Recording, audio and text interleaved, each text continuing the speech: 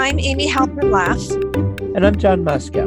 This is Ethical Schools Podcast, where we talk about how to create equitable and inclusive learning environments that support students in becoming capable of and committed to creating a more ethical world. Our guest today is Dr. Pedro Noguera. Dr. Noguera is the Distinguished Professor of Education at the Graduate School of Education and Information Studies and Faculty Director for the Center for the Transformation of Schools at UCLA. His scholarship and research focuses on the ways in which schools are influenced by social and economic conditions and demographic trends.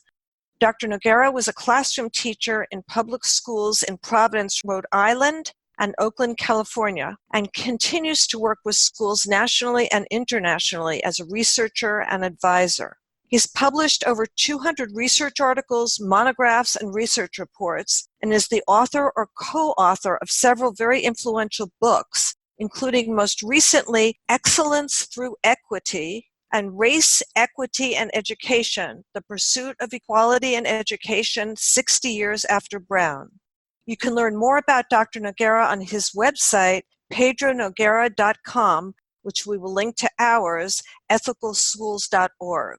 Dr. Noguera, we talk a lot about relationships in educational settings, relationships among faculty members, between teachers and their students, and among students.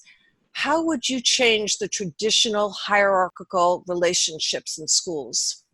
Well, you can't do that by fiat or by policy. You have to do that one school at a time because, every school has a culture of its own, and the culture is usually heavily influenced by the quality and the character of those relationships. But I do think that when educators understand the importance of building strong, positive relationships with students, that's a starting point for creating an environment where kids feel respected, feel as though they're going to be listened to by the adults. And also it's the kind of environment where adults can work together, learn from each other. So when you place the importance of relationships at the center of the work of education, I think then addressing the need for good, strong, positive, constructive relationships is something that we can all prioritize and work toward. You've talked about a mismatch between the learning needs of students and the skills or the lack thereof of the faculty who teach them. How do you build the professional capacity of teachers to strengthen those relationships and to have the focus be on what students need rather than necessarily simply whether the teacher is teaching? So it starts by knowing the students. And when I say knowing the students, I don't just mean knowing their academic ability, the test scores. You do need to know about their academic needs and gaps in learning, but you need to know who they are as people. You need to know how they learn. You need to know what interests them, because it's by knowing about how they learn and what interests them that you start to build connections between what we're teaching, the curriculum, and what they need to learn. You also need to know about the challenges they face, because those challenges often can become a barrier to learning. So the more we know about our students, the more we'll know about how to teach them. The barrier to doing that is the stereotypes we have about kids. We make assumptions based on race, based on class, based on the neighborhood a kid is from, or any other information that may inform, what we think are our assumptions. And so, for example, I go to a lot of schools now where we think we know a student because of the labels that are put on them. If they're gifted, or if they're special ed, or if they're remedial. And these don't tell us anything about that student and their interest or their strengths. And so once we really do know our students, then we have to make sure that we are preparing our teachers to address their needs. And that means that we've got to recognize that teaching is complex. So it's not simply about instruction, although instruction is an important part of it, pedagogical strategies for reaching a student, but it's also about having strong content knowledge so that you know how to meet those learning needs, and again, how to build the relationships. So usually when I see schools that have deep gaps in achievement, and they're often based on race or income, usually it's a sign that the people teaching them don't know how to reach those kids. Because when you put kids in a setting where the adults have the skills and the know-how to reach kids, then you're going to see evidence that kids are learning over time. And so that's why I say that we want to close that gap between the knowledge and skills of the staff and the needs of our students. Well, as I understand it, I mean, you're not asking that teachers become kind of amateur social workers or psychologists, but to do the job of teaching in a different way. I think you'd probably agree that it's very difficult for schools to or for teachers to be their best at teaching while all the institutions around them are failing. So, here we have a tough situation where kids are experiencing trauma, and especially in today's environment, they could have parents who are being deported, they could be homeless. I mean, all sorts of stuff is going on in their lives. So teachers are in kind of a tough spot. Yeah, teachers are in a tough spot because we expect a lot of school, and there are other institutions don't step up to support them. So we're not asking teachers to be social workers. We need social workers in school. We need counselors. We need therapists to work with kids. At the same time, we also need to make sure that we create schools where children are known. Some teachers don't recognize that they need to know the kids. They think their job is simply to cover the material and leave it to the student to learn it. And that orientation towards teaching often leaves teachers unable to reach the kids that need help. And so, it starts from a recognition that in order to teach someone, you need to recognize their humanity, and you need to build a relationship, because kids learn through relationships.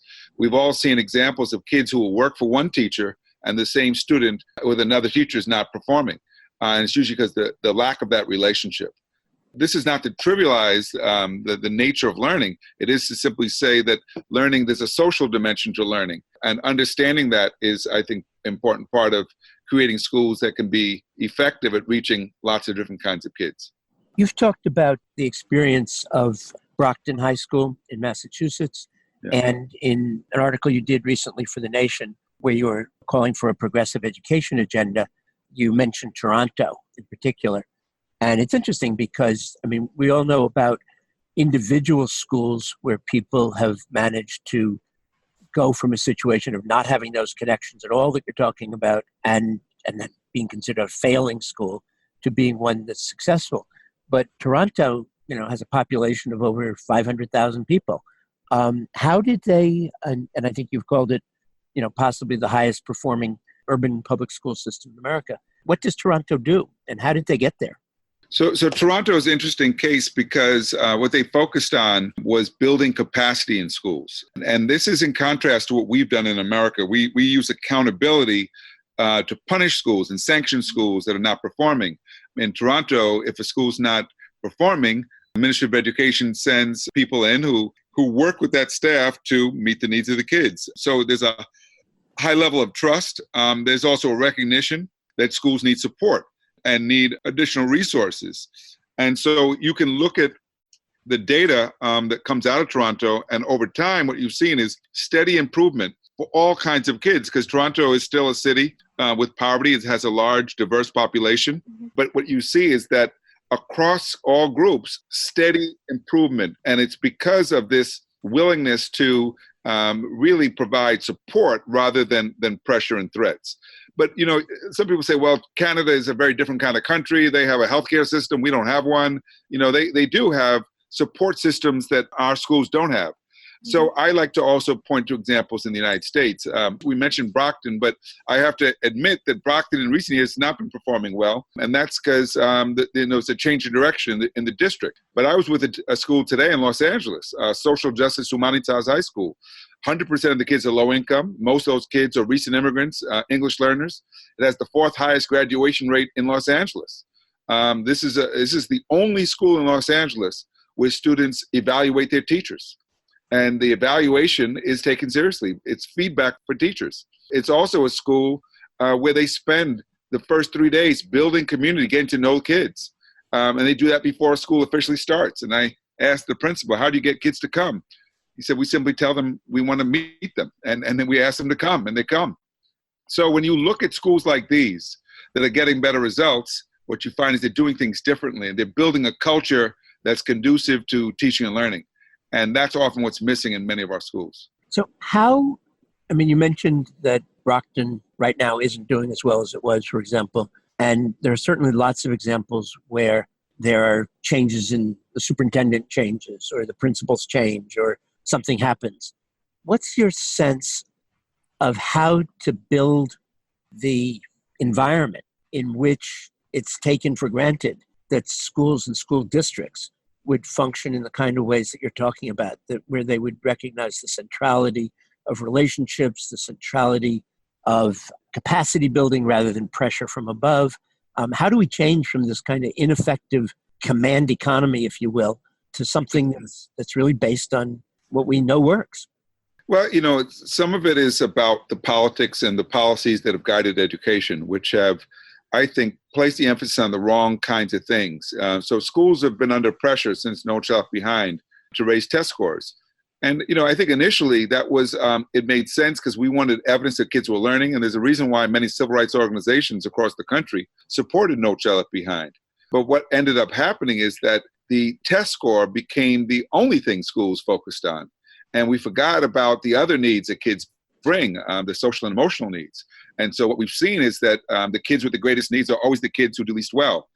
When you take the kind of approach that I described in Toronto, at this school here in Los Angeles, and you start focusing, okay, how do we organize the school to meet the needs of particular communities and make sure the staff is supported in that work, then you start to think about accountability very differently. There's still accountability for learning, but it's mutual accountability.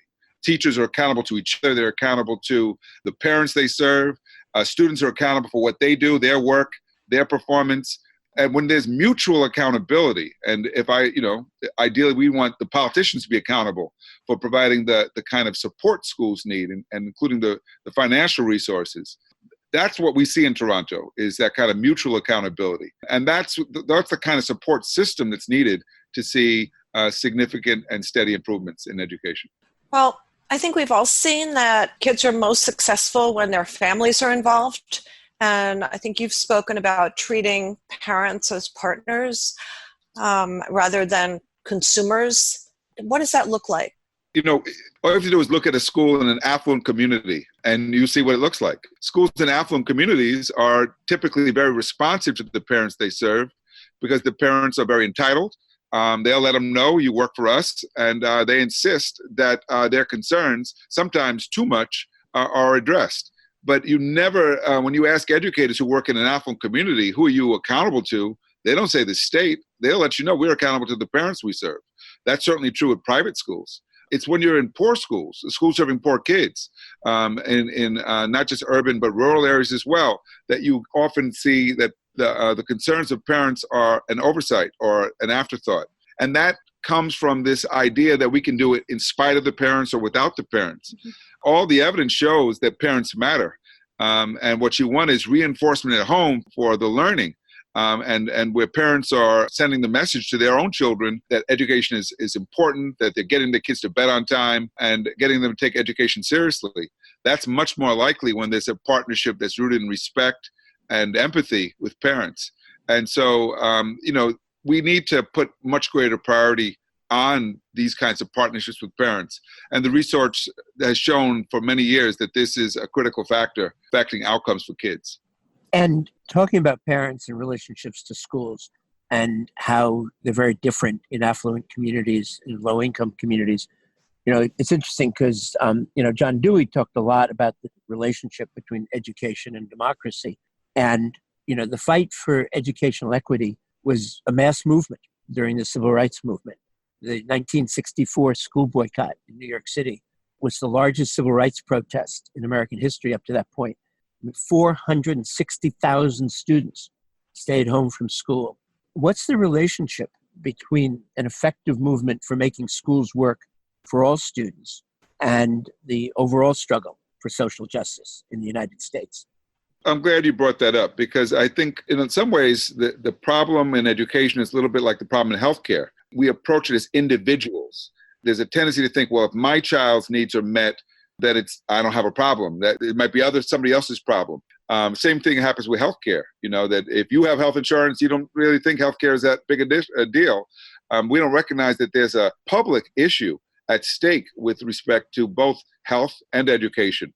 And so when we see education as a civil right, as a human right, then we are as concerned about what's happening with our kids as the kids across town or across the country.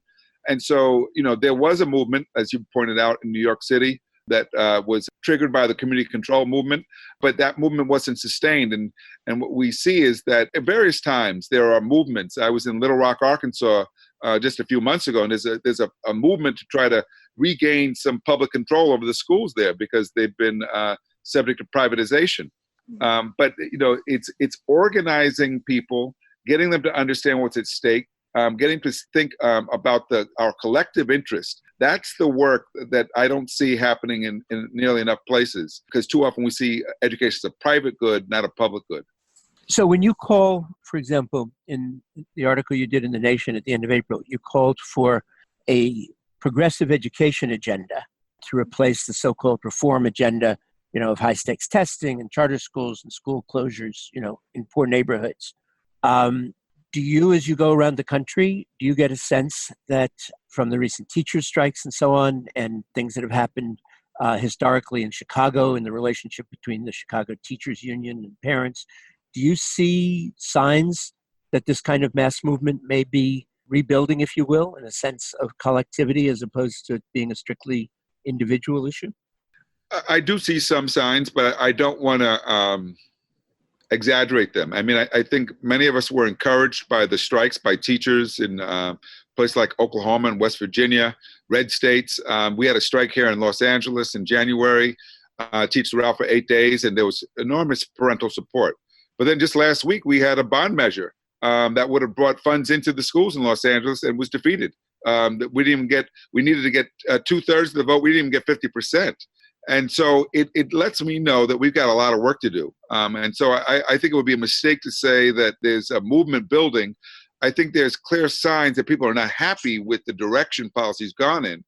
But I don't think we yet have the kind of movement that will take us in the direction we need to go in public education.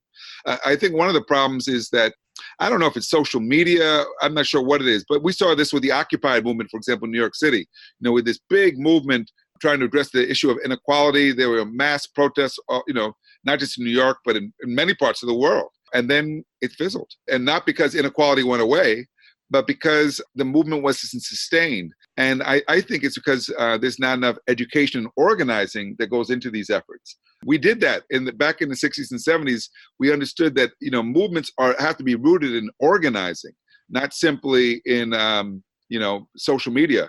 And so I think there needs to be a return to organizing. I was just listening to a TED Talk by Dolores Huerta, the farm worker organizer, and she was saying, it's very inspiring. She said, but the biggest threat to our future is apathy. The fact that so many people take, the position that, well, there might be a lot of problems, but not much can be done about it. And that apathy, especially amongst people who are concerned, is a real threat. And in education, it results in people doing what they did in Los Angeles last week, voting for their self-interest to keep their taxes lower than in terms of the public good. Yeah, we see certainly an awful lot of people have not seen the connections between education and the other issues that they really care about. And I don't know if that requires educating adults to understand that. But, even the Occupy movement, I think wealth inequality and the 99% did at least become part of our vocabulary. I don't think people have a sense of what's really wrong with our schools, not in an institutional sense, right?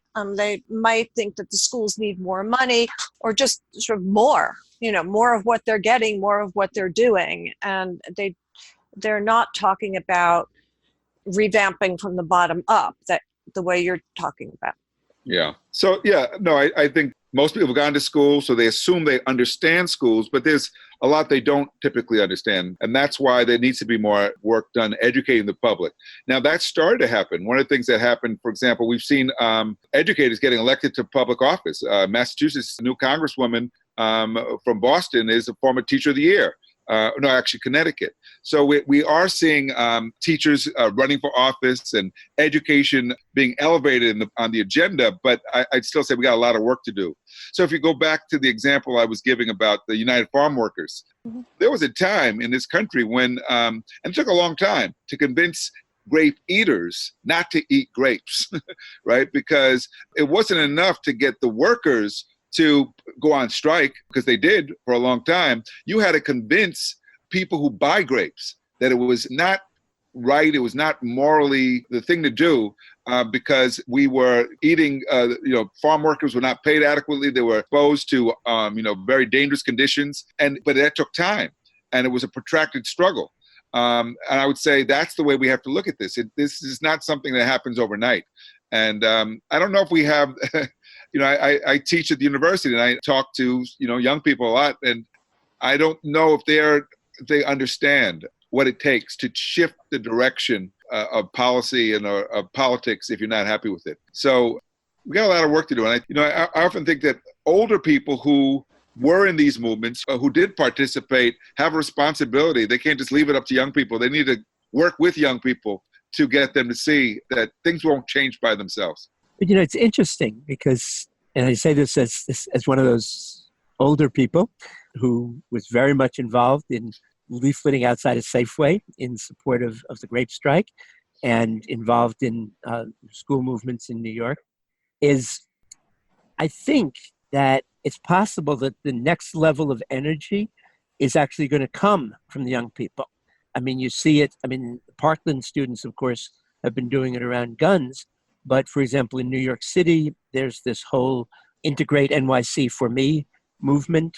And you have students on the steps of City Hall, I think it was, or the Department of Ed, whichever it was, demanding an end to essentially what I think is the most or one of the most segregated school systems in the country.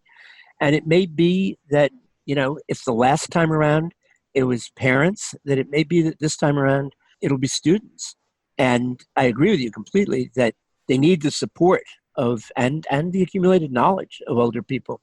But I'm wondering whether the initial energy may not come from, high school students who say you're failing us in this as you're failing us in so many other dimensions of our lives. Well, I'm also encouraged by the Parkland students too, and their efforts to try to challenge the gun lobby and to change the gun laws, have made some inroad. It's a shame it takes mass shootings to get people to move, but at least people are starting to move. We need to have a similar energy on the broader set of issues that perpetuate deep and gross inequities in education in this country. We're one of the few countries in the world that deliberately spends less money to educate poor kids than middle class and affluent kids. And money matters. And that's not going to change by itself. So we need to educate the public, and hopefully there will be more young people who get organized and will take this on and stay involved. But we need to make sure that it's not just left to the young people, that they get some help. Absolutely. Absolutely. Thank you so much for having joined us. And we also want to thank our listeners. Visit our website, ethicalschools.org, where you can check out our articles and episodes. We're on Facebook, on Twitter at Ethical Schools, and on Instagram at Ethical Schools Podcast. And until next week, thank you again. Thanks, John and Amy. Pleasure. Our pleasure. Thank you.